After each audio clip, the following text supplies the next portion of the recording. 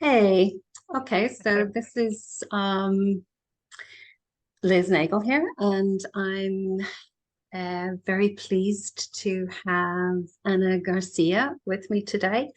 And Anna, I will let you just introduce yourself and tell us what you're going to talk about today.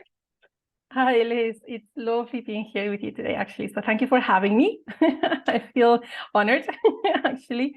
I'm looking forward to having this chat with you today. So let me see, just very briefly, I have been studying and researching and using Meridian therapies in my work for about 20 years now.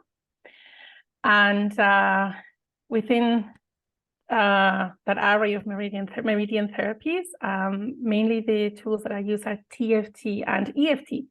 TFT stands for thought field therapy, which is the original tapping technique that maybe you already know about, maybe other people watching know about.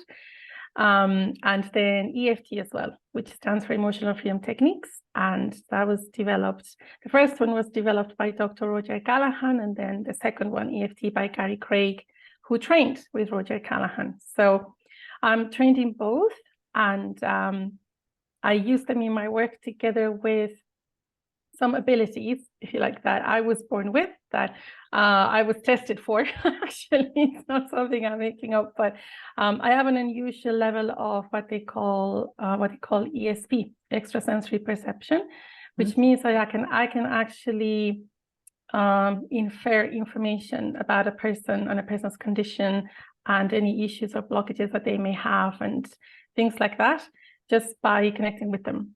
So again, I was tested when I was a child, anyway, and that's one of the things that came up because my mother really liked. How were you tested? I have what they call a gifted brain. So you just do this. They tested me when I was 9, so I have a higher level of IQ than the average. Very unusual level of EQ and ESP as well, which is not normal apparently either. But we all have our own things, that's just kind of something that I was born with. So some people have asked me over the years, can you train that? So I can train different things, but obviously something I was born with, I can't really teach the same way, However, there's a lot that you can train in yourself, anyway, nonetheless, because we all have ESP, we all have extrasensory perception abilities, we all have a sixth sense, and it just takes a bit of fine tuning and developing your awareness about it as well in order to be able to use it in a good way to improve your life, and everyone can do it.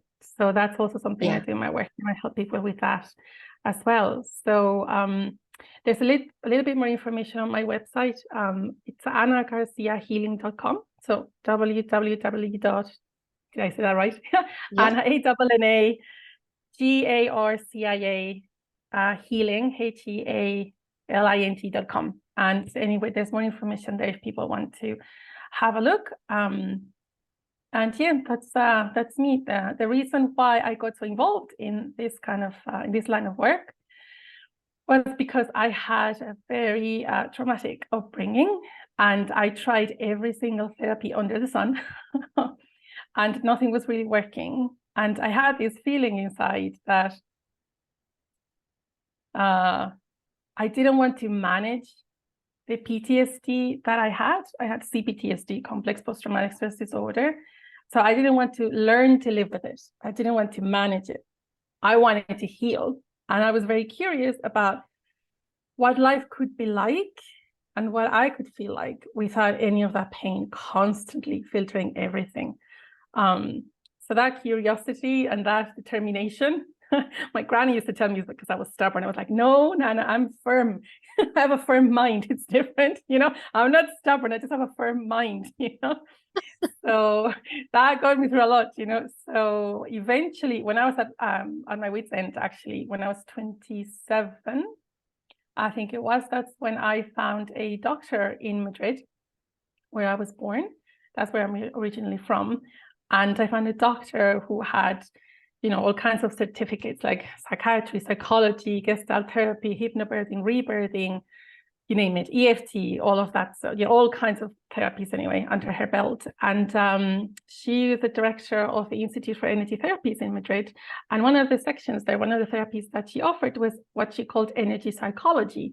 And when I read it, I was like, oh, that feels like it could be something, and I was desperate, I needed relief. And I was like, well, I'll try. And it was EFT that she did with me. And even after 1 hour, the first session I did with her, something big shifted. And I couldn't believe it, because I had been trying since I was like 14, 15. So that's a long time, trying different things until you can finally feel relief and see, oh my God, there could be something here. And so fast. That's and incredible. so fast. That's the thing, you see. And the thing is, because at that time, by the time I met her, I had already been working alongside a doctor in neurophysiology, and I had been researching the brain and studying brain development and stress management and that kind of stuff. She actually felt, well, actually, I can train you. I can actually give you this information, and I can, further your knowledge about this technique. And I did about 8 sessions with her, and then I kept studying the technique, and then from then on. So I started my career in the therapy field when I was 23. I changed degrees completely. I changed careers completely then. But then I only found EFT when I was 27. And ever since, I haven't looked back. So obviously it has evolved a lot over the years. And like I said, I've studied both TFT and EFT, and I find they complement each other wonderfully. And I feel really sad, to tell you the truth, when I see practitioners, EFT practitioners that don't know about TFT. And likewise, I'm sad for TFT practitioners that don't have the wonderful structure in relation to trauma healing that EFT, when I say EFT, I actually refer to what they call gold standard official EFT. That's the one I mean. So they like that. It's wonderfully structured, and I find that TFT training misses that. So I find there's things from both, and when you combine them together, and mainly from TFT, the things that you do not want to miss and you do want to use are 3 things. What's known as the collarbone breathing technique, the 5 PRs, I'll explain in a second what that means, and the 9 gamut procedure, although EFT does use the 9 gamut procedure here and there. And then again, from EFT, you really do want the wonderful structure of training that they've put together, in relation to exploring core specific events that are the cause of trauma that were the cause of trauma in your past, and that are in the present actually affecting you really negatively and causing problems. So again, I use both of them combined together, and then I can assess the person right with what I can feel, right? I can assess them more easily. So that the great thing about that is that we save a lot of time. Yeah, because when a lot of people have a lot of questions, then I don't have them, because I can see right through, and then we can go to the course. So that's wonderful, and then you can get really feel faster. That makes me happy that I can use it that way, So, but yeah, the very important concept actually I wanted to share today, because this is major for any kind of therapist, if I can, if I may. Any kind of therapist in any field, including doctors of allopathic medicine, any kind of alternative medicine doctor, EFT practitioners, TFT practitioners, anyone, anywhere, is the concept of polarity reversal or psychological reversal. So you obviously, I'm sure you'll know this concept already, because you've done work, right, with magnetism, you told me? Yes, yeah. Yes. So you're a pro at this already, so this is not for you. You already know all of this, but obviously a lot of people may not know that, as you obviously do know, the body is like a battery. We have positive polarity and negative polarity. If that polarity gets reversed, then the body cannot heal itself, and the body is programmed to heal itself. So if we have an ailment of any kind, physical or emotional, and it's not healing, it's not because we can't, it's because something is blocking that natural healing ability that the body has. That's why I always say, I don't heal anybody, I support people to heal themselves, right? I help them to remove blockages, exactly, right? I help them to remove blockages, and then their system can do the rest, right? So my job is to support people and guide them to be able to do that, right? And facilitate it, basically. Yes, exactly. So TFT, thought field therapy tapping, the original tapping, does focus a lot on polarity reversal or psychological reversal in order to be able to correct it. Because if it's not, if you are reversed, if your polarity is reversed, no matter what you do, what technique you do, it's either not going to work as well or it's not going to work at all.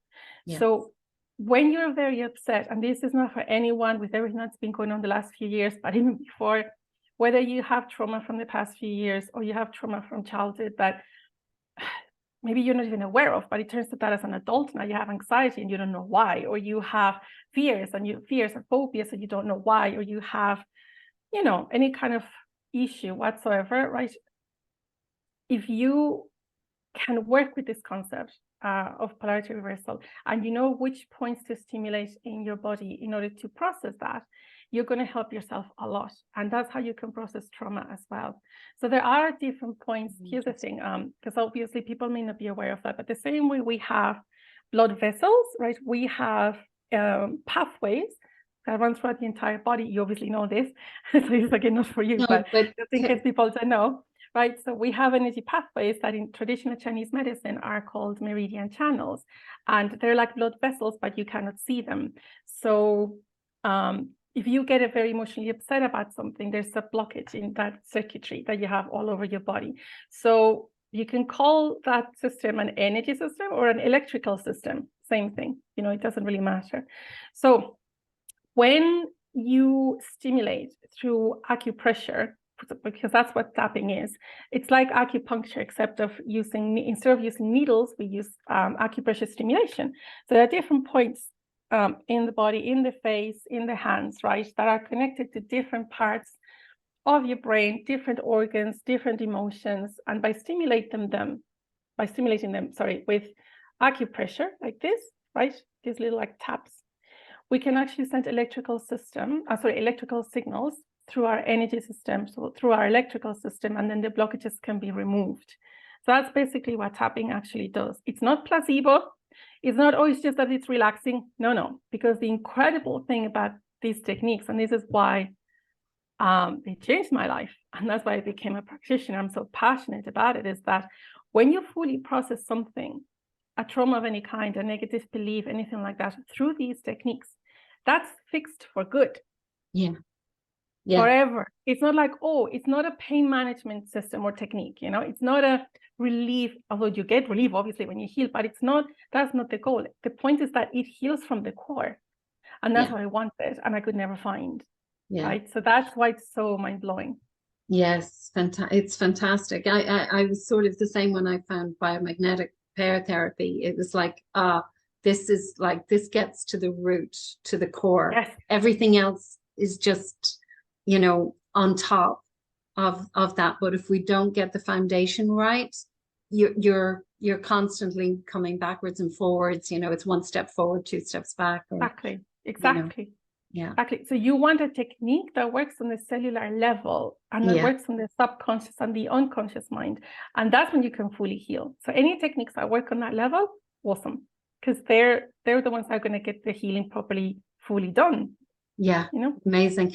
You sent me, you know, all the information before, and it was kind of a little bit overwhelming. I think probably I need you to walk me through it, you know. Yeah, I'll simplify everything and actually share something very, very easy, very, like anyone can do it, and it's effective, actually very effective. So again, there are different ways of using tapping and different ways of correcting that polarity reversal or psychological reversal that we've been talking about, right?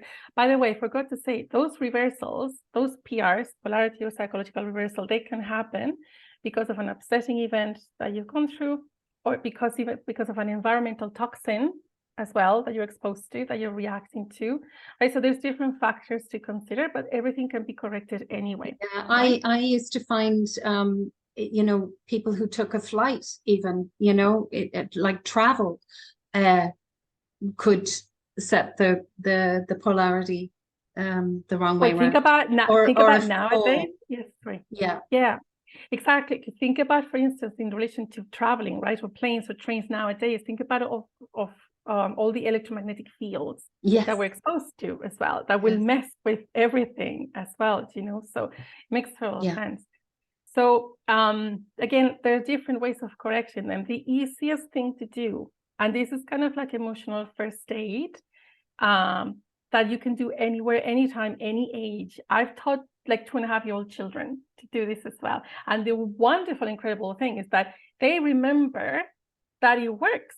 They feel better. So when they get upset, they'll go and do it on themselves or go do it on someone else. It's mind-blowing. Like 2.5-year-olds. Like I've seen a 2.5-year-old doing that. Like it's just so touching and so moving, you know. So it's very simple. So one of the points, so it's only 2 points that we have to stimulate with the acupressure, but we have to do in this order. So the first one is the side of the hand, which would be the fleshy side of the hand here. What they call the karate chop point, is it? Yeah, exactly. In EFT, they call it a karate chop.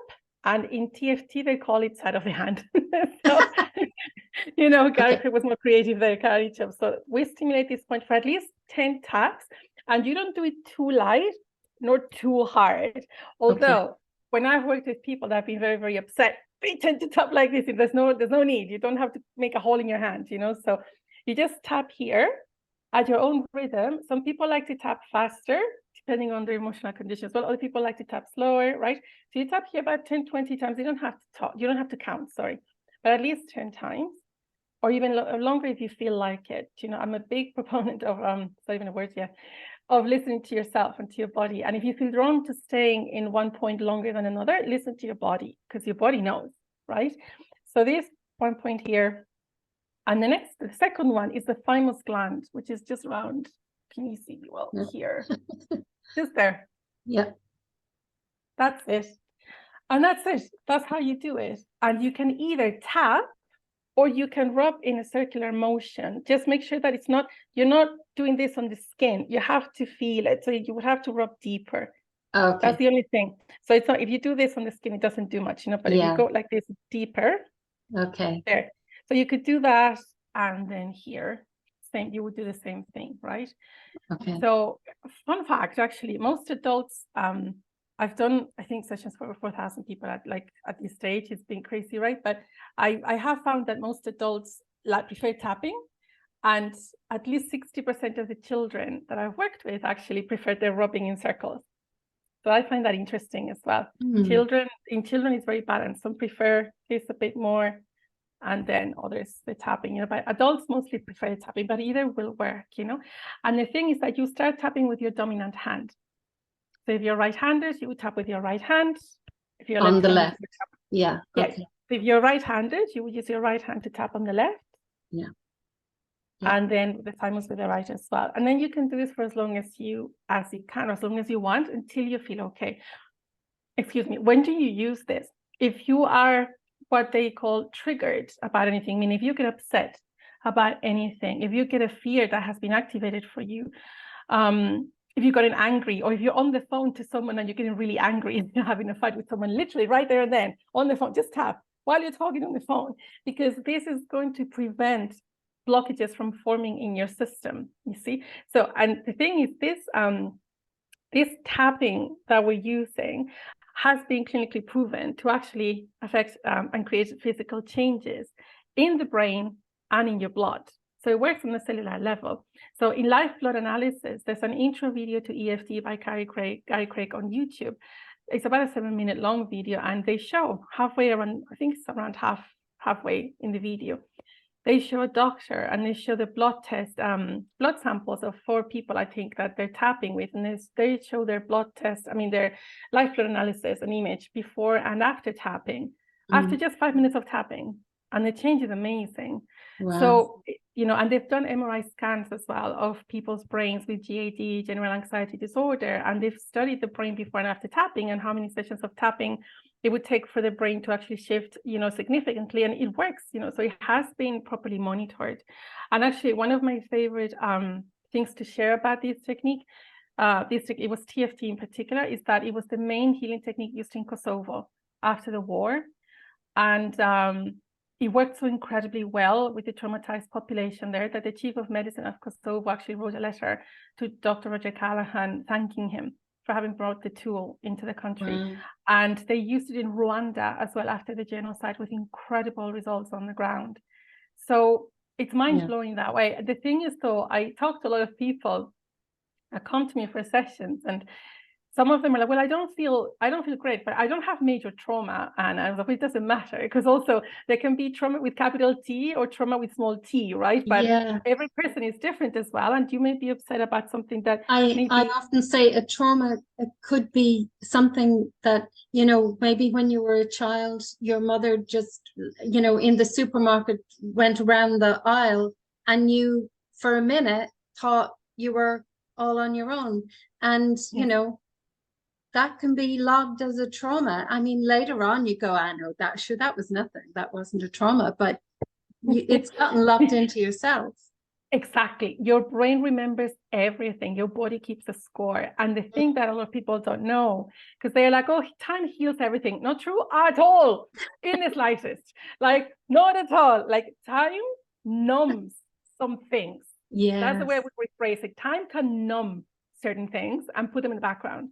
It does not heal, because the brain does not know the difference between past, present, and future. For the brain, it is always now. This is the reason why I can do a session. For instance, I'm thinking of someone, a lady who was 82 years old, and we were doing a session, and she was bawling her eyes, crying about something that happened when she was 4. You would think from 4 to 82, right? A long time would have passed. Or even one of my great uncles, Uncle Emiliano, a lovely, lovely man who lived through the First World War, Second World War, the Civil War in Spain, and the post-war years. And he was telling me about this stuff when he was 93, and he was crying. And he was 93 when he was telling me stories of the war. So, sorry, time does not heal. It can numb things, but the traumas that are lodged in your system, just like you said so perfectly, that will show up in your life one way or another. You'll either have emotional consequences of that, or you'll have physical consequences of that. So that's why, even if you think, oh, I didn't have a very traumatic life, not great, but everyone can feel better. You know, either physically, physically, mentally, emotionally. So use it on anything, in any way. You know, a lot of sports people use it to improve their abilities. Athletes, you know, golfers, to improve the score. They even use EFT, to improve the performance of racehorses, because you can use it on animals as well. And you can use it on newborns and pregnant women, people in a coma. You can use it on anyone, anytime. You can do it by yourself.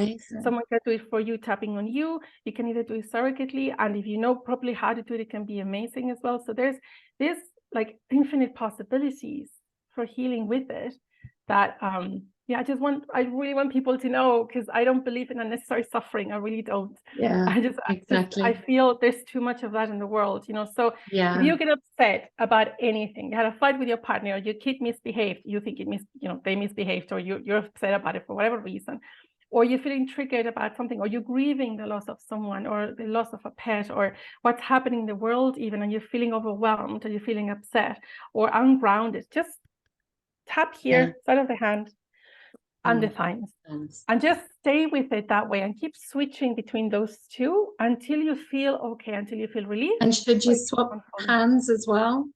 If you get tired of tapping with one, you can, but there's no need. Okay. That's it. So it will this can do no harm, by the way. So it'll either do nothing, because there's some other major reversal that you have to clear in a different way, or it will help, but it cannot harm. That's very important to know as well. It's non-invasive, it's completely safe. You don't have to, one of the most amazing things, this is for practitioners as well, for psychiatrists, psychologists, psychotherapists, counselors, anyone who works with people in therapy, or talk therapy as well. Some clients or some patients may not feel like talking about an event. It's also big, because, you know, it was too traumatic to relive it, or they're feeling ashamed about it, or they can't utter the words. You know, they can't say things out loud. And the incredible thing about these tapping techniques is that you can actually tune into what it is that you want to heal without saying a word out loud, and the technique will still work. I think that's really important. Because I do think a lot of talk therapies are just kind of reaffirming and bringing the whole trauma back Exactly. and Exactly. re-traumatizing, you know, Exactly. unless you actually are releasing at the same time. Exactly. It's Exactly you're correct. just Exactly. kind of anchoring in the trauma again and Exactly. again. Yeah. Exactly. And even mindfulness can do that. Yes. Mindfulness is not advisable for everybody. There's big hype about it, but it's actually not advisable for a lot of people who have unresolved trauma. And if people want the scientific explanation of it, it's because the brain, records the factual memory of what has happened to you in one part of the brain, and it stores the emotions associated with that trauma in a different part of the brain. When you think of the original trauma or something in the present situation in your current time. Now, triggers in the slightest, exactly, anything related to the original trauma. It's like your brain finds a folder, presses the play button, and all the emotional charge from the original trauma is brought back up. Yeah. And the brain, exactly like you said, learns better through repetition. What does that mean? The more you recall a trauma or traumatic experience that you had without processing the emotional charge connected with it, the deeper the brain pattern that's holding that memory in your brain gets. Yes, it's like you're digging a trough. You're cementing it, like you're literally cementing you're cementing it deep, yes. Exactly, deeper yes. and deeper and deeper. That's why a lot of people really want help, and fair play to them. They find a psychologist or a psychotherapist, or no shade to them, but this is just the reality, is that they'll find some kind of talk therapy. They'll talk about stuff that was traumatic for them. They'll get very upset, and they leave the session that day and they think, wow, I must be getting really much better because I got so upset today, right? But then 2 weeks pass, 3 weeks pass, 3 sessions later, and they feel worse and worse and worse, and they stop going. And because they're like, I don't want to feel this way anymore. No, and I can't keep reliving it. Yes. Exactly. Yes. And they're completely right in wanting to stop it, because actually it's self-preservation. The brain is saying, stop it. Like, we're getting worse. Like, this is getting deeper into our system. So we have to stop it.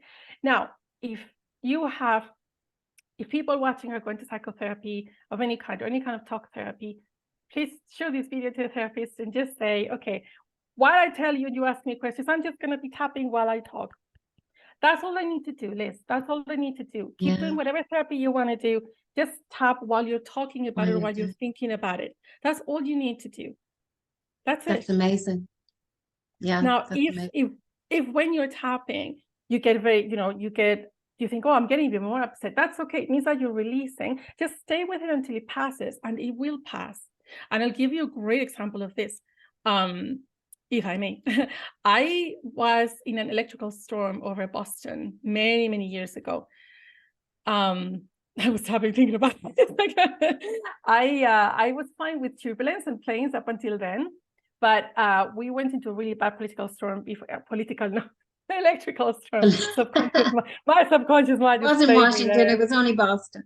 So yeah, only Boston. Anyway, so we entered an air pocket, I think they're called, and the plane dropped just like boom, like this, in such a way that because we had our belts on. Not this is why you wear your seatbelts, people. We had our seatbelts on, but the plane dropped, so we were all up in the air for like 2 seconds or so until we dropped back on the seats, right? So we managed to land. It was quite intense, right? Like, the experience was very intense, not in a nice way.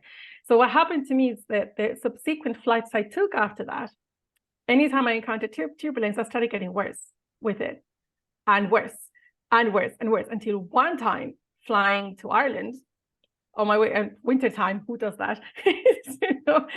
The weather, if anyone, Irish people know what I mean. The turbulence got so bad. I had a full-blown panic attack, and I was traveling by myself. And I tried to go a bit of tapping here and there, and actually what I felt like staying with was tapping here and the thymus. And I stayed with that. And I was literally hyperventilating and panicking, full-blown panic attack, by myself on the plane, on the seat. And I was like, oh my God, oh my God, oh my God, I'm going to die, oh my God. It took me about 8 minutes, less than 10 minutes, and it completely stopped. Like someone had turned the tap off. I swear, completely stopped, and it hasn't come back again. It hasn't happened again. Excellent. Excellent. So for other issues, other times, you may need a lot more tapping, and you may need to be focused in a different way. And there may be a whole bunch of aspects and sub-aspects that you need to address, and that's where you need help and guidance, right? But nonetheless, just you by yourself, any age, any person, even people with dementia or Alzheimer's like that, just gently, maybe even you can massage them that way. If they like it, right? The person has to feel like they want it. So and obviously you would have to ask permission, or you have to explain to them if they want to do it, but always taking responsibility for your own health. And obviously them having to take responsibility for their own health. But if you do just these 2 points, and they're very easy to remember, even in a crisis situation. Okay, that's the important thing, isn't it? Yes. That when you are in the middle of a panic, that there's only 2 points. That's all you've got to do. Exactly. You could do the collarbone breathing technique there as well, but that's more complicated. Yeah. You could do that personally, but just anyone, anytime, just these 2 until it stops. Anna, we're going to run out of time soon. Yes. So I just want to thank you so much for that wonderful explanation and your passion. I just absolutely love it. And just, I will put a link to your website underneath this so that people can get in touch or read more and, and find out more about it. And you work all, online. So anyone from all over the world. Yeah, people all over the world. Yeah, we do sessions via Signal or via Skype or even WhatsApp sometimes, or phone calls and everything. Sometimes with audio, sometimes with video. So it depends on what the person wants and what they need. But yeah, mostly like that. But I have people all over the world, so it's no problem.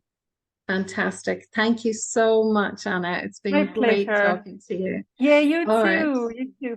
We'll talk more in the future. Thank you, everybody, for watching. And I'm hoping to do these regular little chats with interesting people like Anna and bring you more and more different techniques to help heal yourself. Take care. Bye.